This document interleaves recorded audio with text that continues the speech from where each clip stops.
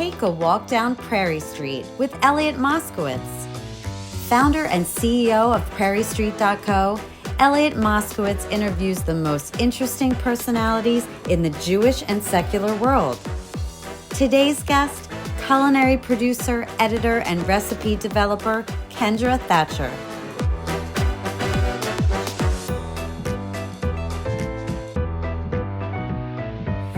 Welcome to our new podcast series, A Walk Down Prairie Street. Today I have a super special guest, Chef Kendra. You've seen Chef Kendra in many of our videos. How long have we been working together? More than 2 years now? It'll be 2 years in June. Wow, you're really marking the date. So is that a good thing or a bad thing? Is it like, can I make it through the 2 years, or can I just go through that? Well, let me tell you, it's been a bit of a walk. It's been a walk down Prairie Street. It's been more like awesome. A ride down Prairie Street. It's been a ride down Prairie Street. No, it's been amazing, but it has been almost 2 years, and it's incredible to see how far, we've come with the shoots, but also just how far you have come with the company and how much you've built the company in the past couple of years. Well, it's been a team effort for sure. We have a wonderful team on hand and behind us and in all different ways that are working on this, and it's been an amazing experience. So people ask us all the time is, who's Chef Kendra and what does she have to do with us? And Chef Kendra is amazing because she really plays a dual role with us at Prairie Street. She's our culinary producer, and I'm not sure that they really comprehend or understand the amount of work that it takes before we even shoot for one day of all that pre-production and how much work and logistics and detail and doubling up recipes and everything that it takes to make this a wonderful show. And I think you've done an amazing job, and I know you've done an amazing job actually, and we love working with you. But then on top of it, Kendra plays a dual role and is our chef on camera. So one of the things that we loved working with Kendra on many of our videos is we're always looking to do different things, and we're trying to take fine dining that's done on a non-kosher basis and bring it to the kosher environment. And one of the main components of that is not mixing dairy and meat. And you've been clever with our other chefs of using non-dairy yogurt for Greek moussaka, or using non-dairy vegan butter for French cuisine. And every day we're teaching things more and more that you could be a pro chef in your home, starting with Prairie Street Meat and taking our educational tutorials to the next level. Yeah. So one of the things that I was super attracted to you about in the beginning when we started working together was your global background. So why don't you tell us a little about your traveling and how you've done that on a culinary basis? Yeah, definitely. So I wish I could sit here and say that I've been traveling since I was a kid, but my mother actually was terrified of flying. So I didn't start traveling until I was my late teens, early 20s. But what I did. Were you still living with your mother in your early 20s? Well, no, but no, I wasn't. Oh no, she kicked me out right at 18. She's like, "You're going away to college, kid." Okay. But when I was growing up, because I always wanted to travel, I always had this curiosity about the rest of the world because I'm really interested in other people and how they live and what their cultures are and what their families are like. And so I was an avid reader of National Geographic and would watch Discovery Channel nonstop. So all that to say that when I graduated from college, I have a degree in documentary filmmaking. I started working at the Food Network. Now I had done some traveling around the country, Pacific Northwest, San Diego, down to New Orleans. So I'd already started kind of tasting these flavors, right, that were brought in from people from around the world that had settled in the US. And once I really started working at Food Network, I was getting the opportunity to start kind of expanding my footprint a little bit more, which is really great. So I went to France, I went to Italy, and then moved from Food Network to Cooking Channel, which was fantastic. Did a lot of work in Hawaii, but was able to work with a lot of international chefs. After that, I started running a cooking school in New Jersey, believe it or not. There's this amazing area where we live. It's the Delaware River Valley, and it's kind of this like New York expat, but everybody's from like my circle, Gourmet Magazine, Savoir Magazine, Food and Wine Magazine, and they got together and they started this collective and this cooking school. So I ran the cooking school, and we started expanding into international travel, which is what I took over. So did a couple of culinary tours to Baja, developed a culinary tour to Thailand, and it's just has like changed my life and like my perspective of food. It's amazing. It sounds like you live in an artisan community, and we're an artisan company in the fact that we are always trying to do everything at the highest quality versus the highest volume, and bringing all those components together of filmmaking and culinary experience and traveling.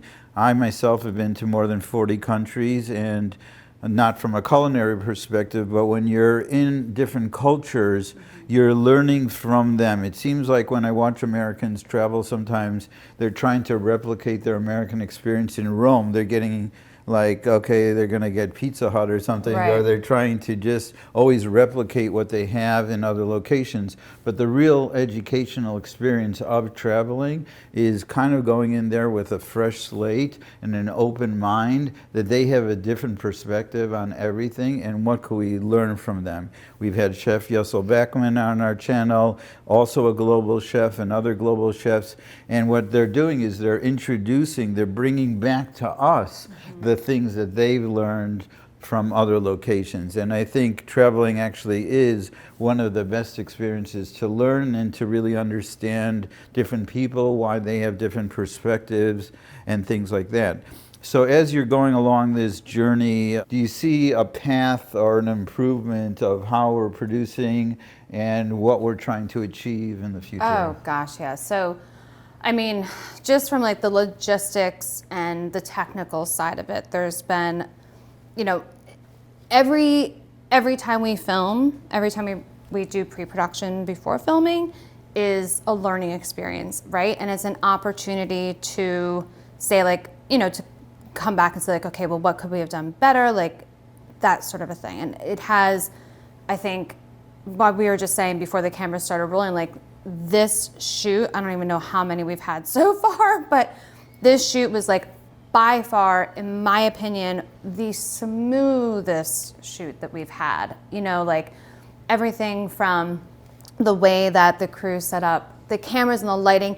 For me, the biggest thing is communication. So it's all right, how much time does culinary have to, you know, get the set ready, or like prep a recipe or do a swap out, or okay, how much time does the crew have to fix that light, or whatever it may be. Like, okay, well, we have to, the main character is not me, it's the meat. And so like I have to make sure, whatever chef, but like the culinary producer has to make sure like that product is being pampered. Like it's a total diva. This meat is a diva. It is like prima donna on steroids. It's a total prima donna on steroids. I mean, it's beefy and manly and like, you know, tough, rough and tough. Women too, I would say. I don't think it's just a man meat thing. No, I mean like it's like a masculine, like it's a big beefy product, right? But, and there is a deftness to it, don't worry. But, you know, like it takes preparation. And, you know, like if we have something in the oven, it's like, okay, well, let me pull it for a moment if you guys are going to take 5 more minutes on that. Anyway, all that to say, I think that one of the biggest things that I've seen improve is the communication. And that is huge. I mean, we have such an incredible team. Like the energy is so positive.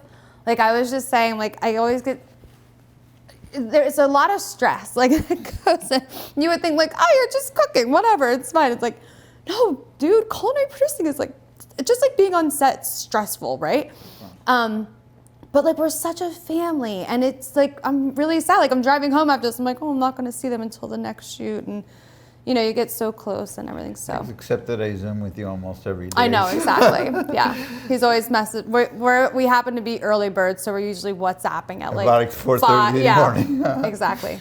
Yeah, that's great. And we do have an incredible team. And I think people don't really appreciate or don't necessarily understand that doing a food video at this level is extremely complicated. Yeah. And we have a great production team and a post-production team and everybody involved, but that's what we do right away. Actually, next week, we'll be already having a meeting. I think it's our 9th or 10th round of video shoots that we've done. And we're already going to go through how do we improve for the next time? How do we make it efficient, more efficient? Time is money. We take over houses, we build sets, and we work on things, but we're always thinking out of the box of how do we introduce things that are different and show you the multitudes of talent that we've really been very lucky to have on camera. And I think what's also been a big improvement, not necessarily improvement, but a change in making it interesting and more lively, is each of the chefs that are on are uniquely talented in their own right. But when you make a combination of two of them on set, that is steroids. That is absolutely, because each one has their own little thing, pro tip, or the way they address things, and that dialogue back and forth. And one of our main objectives on this channel is no matter what level of chef you are, we're there for you. So if you've never done that before in your life, we're going to take you there from beginning to end. But I can tell you that I hear a lot from chefs and other things, and they'll talk about videos and they'll say, you picked up a point that we really never paid attention to. And that's why one of your many jobs is helping create these short tips that come out on this screen. And we're doing a lot more production of short videos, and people can get right to the point.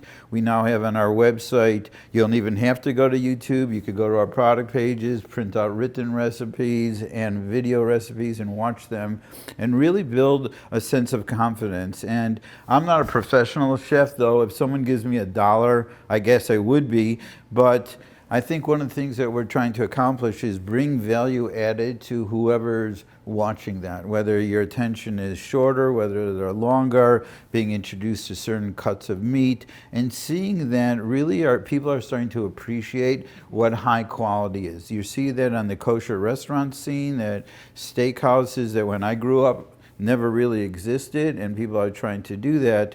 But one of the things that happened with COVID was that people started, especially high net worth people, started taking holidays in a different way. Where they used to go with hundreds of people and go to a location, now less is more. To have a chef that like Yessel Backman that you could go with and a private villa in Morocco and have someone take care of you for a week straight with 20 people is better than really going to any restaurant. As much as I love many restaurants, but it's better than any experience that you'll ever have, because this is all about you, custom for you, and doing that. And I think one of the things that I was kind of startled during COVID was that how many people lack confidence in cooking. That people that were married for 20 years and have 5 kids already, and how did they ever feed their family? Well, apparently they did a lot of takeout or other things, but you had all these neighborhood businesses that popped up of people cooking for other people and that. And that's, even though many of our recipes, like one of them that we filmed today with Yessel and Kendra of beef Wellington, super sophisticated. Probably most people have never seen this in their life, but when they're finished the video, you guys are all excellent teachers. And there's one thing to be a chef in a kitchen and serve you great food. But if you don't have the personality and you don't have the education skills and you're not able to take big concepts and reduce them to smaller pieces, then we haven't done our job here at the Prairie Street Culinary Kitchen. And that's one of the things that I'm super appreciative to have you and other chefs on set, is because we're able to break these things down, but be extremely creative. And one shout out to our crew and team.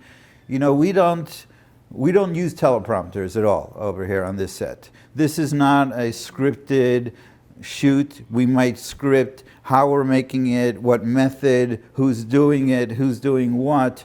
But really, I'm super proud of that when it gets to the cooking component, many times we do it in one take. We do the whole shoot. Yeah. Because people are in their own zone and they're able to just get in that mode. They understand the important elements that they have to teach, and they're incorporating that into these videos.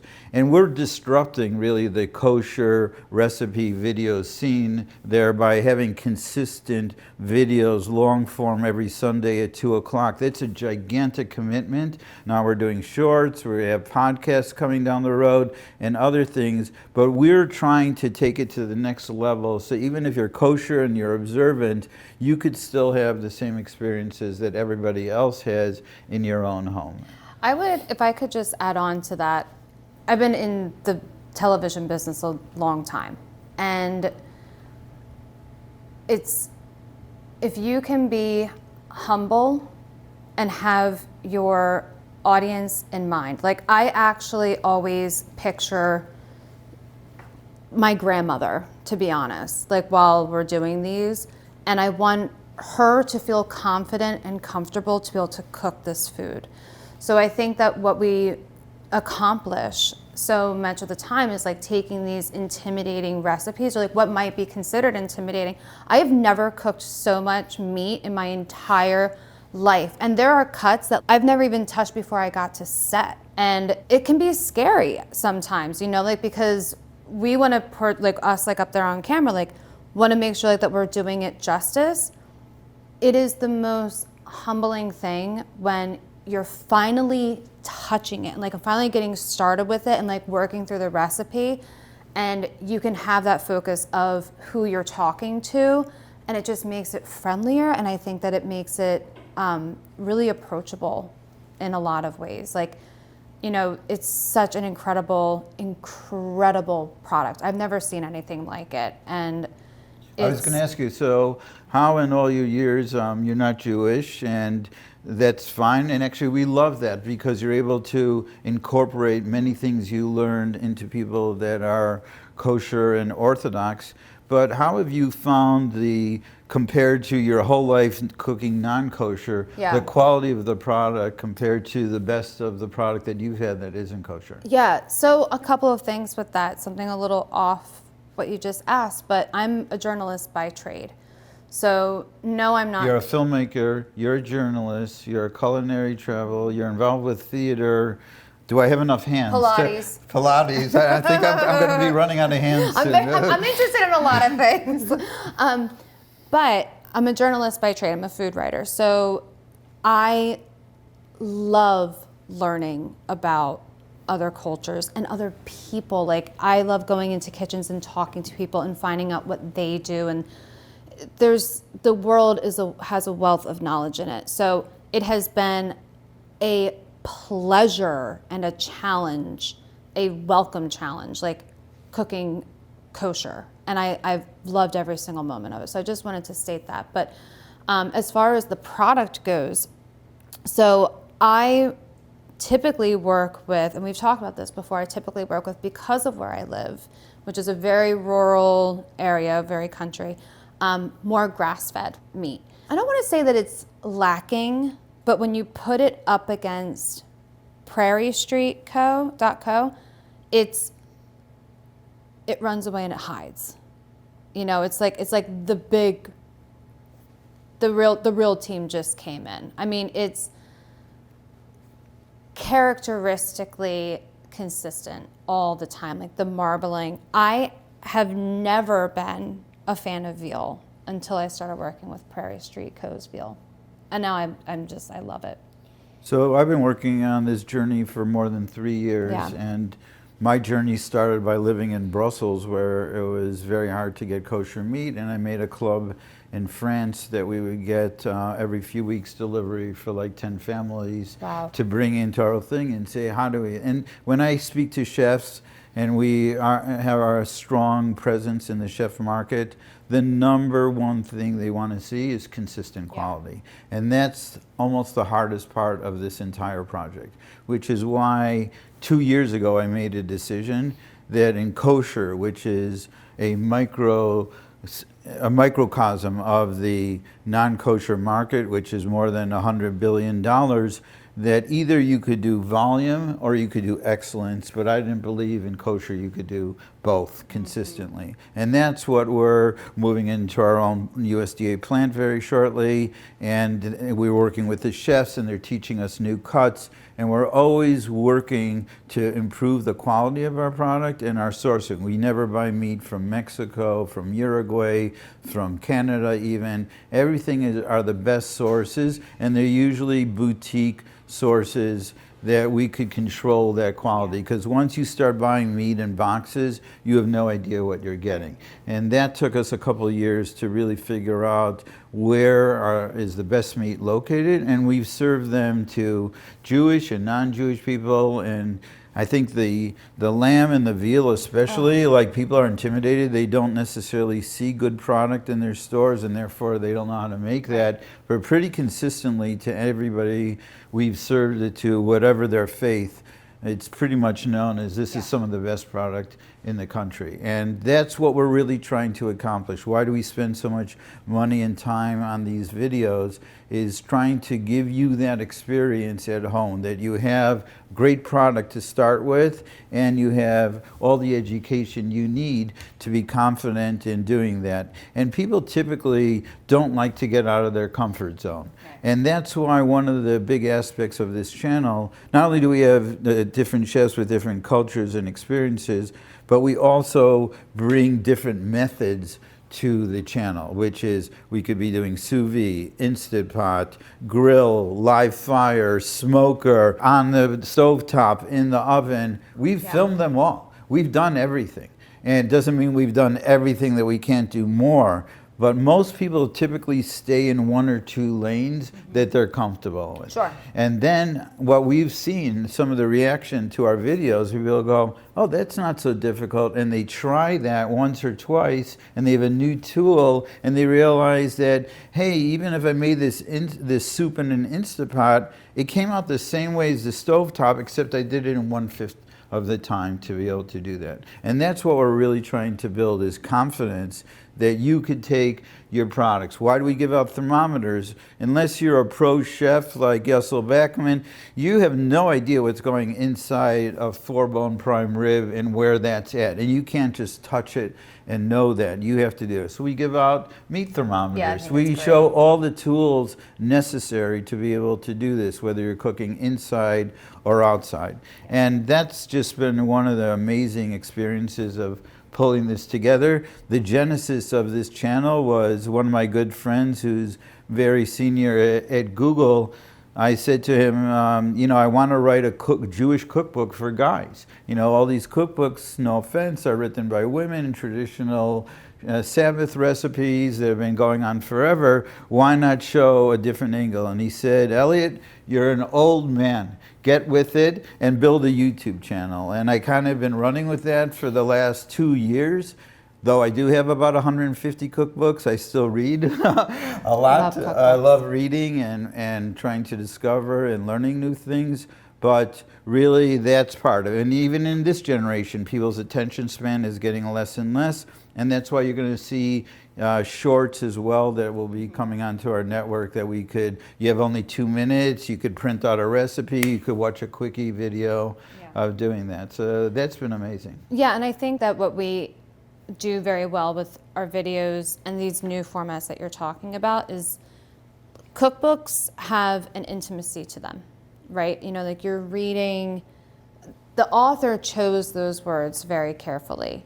And I think what we're able to do in the Prairie Street Culinary Kitchen is replicate that intimacy, like that welcoming tone for the viewer. That's what it's all about. Well, you always beam with a positive attitude, and that helps, and that's contagious to everybody that's working. But I think one of the other things that I'm really proud of the channel is, you know, I'm kind of a prosumer chef and try out a lot of methods even before we're going on camera. But one of the really cool aspects, I think, to really understand culinary cooking is to understand concepts versus recipes. Right. And this is what I'm learning from chefs. I'm learning from them all the time, how we cut certain products, always learning of what kind of experiences we could take. But one of the things I'm super proud of our channel that I've learned from the chefs is they're teaching concepts. Yes, you could take a recipe, follow beginning to end, and you'll be good. But when you learn concepts, and what I love about this channel and our crew is we are very pre-production focused. But it's kind of etched in jello, is my saying, that 75-25. We have 75% of the shoot nailed down, but we're going to improv all the time. We're going to make changes on the spot that we see opportunity. And the fact that we're not telepromptering that and doing all that, and we have such a good feel for each other of how this works, and that's what I've learned. Like, all of a sudden I'm in a jam, I have 2 hours to the Sabbath, I don't have anything ready, but I could take this concept that we learned on a smoker and use an Instapot or something and get that together, and you could apply concepts in different ways. So just the way, like when you made that meat soup recipe, and learning that you don't just dump everything all in at once, and the seasoning is delicate, and you do things in layers. That's been one of the most eye-opening experiences. When people look at a recipe, they literally just do a big dump into everything they have, but they don't understand that the flavors are building upon each other, and the order in which you put them in matters. You know, it's funny with that. So obviously everywhere around the world, like, they build flavors for their recipes. But it wasn't until I worked with one of my friends who's from India, and she was teaching me, like, Indian food is all about layer building, like basically all the recipes are. And it wasn't until I started working with her at the cooking school that it just kind of hit, you know, it's just like, I'm like, oh, I've been doing this forever, but like for some reason working with her, it just made it all come together. So how's the experience different for you when you're solo on camera, or with a professional chef, or with someone who's quasi-crazy like me that's with you? Well, you know, that goes, I love it. I love it either way. I mean, I'm a home cook when it comes down to it. I'm professionally trained. I'm a dietetic technician as well. I forgot about that.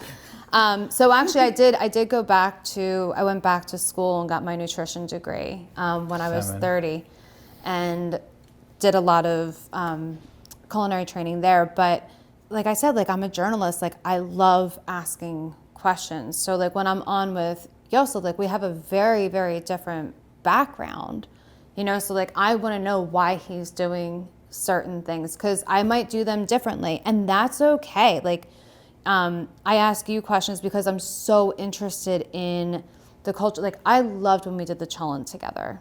You know, I learned not just about that dish, but about Shabbat. And like, it was really, you know, it helps to just kind of continue to color in the big picture for me.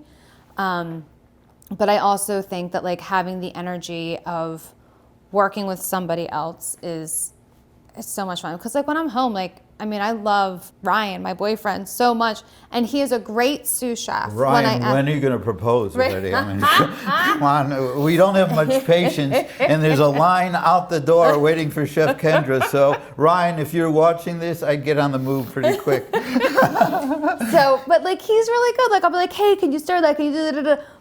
So like, it's fun, like, just having that play, you know?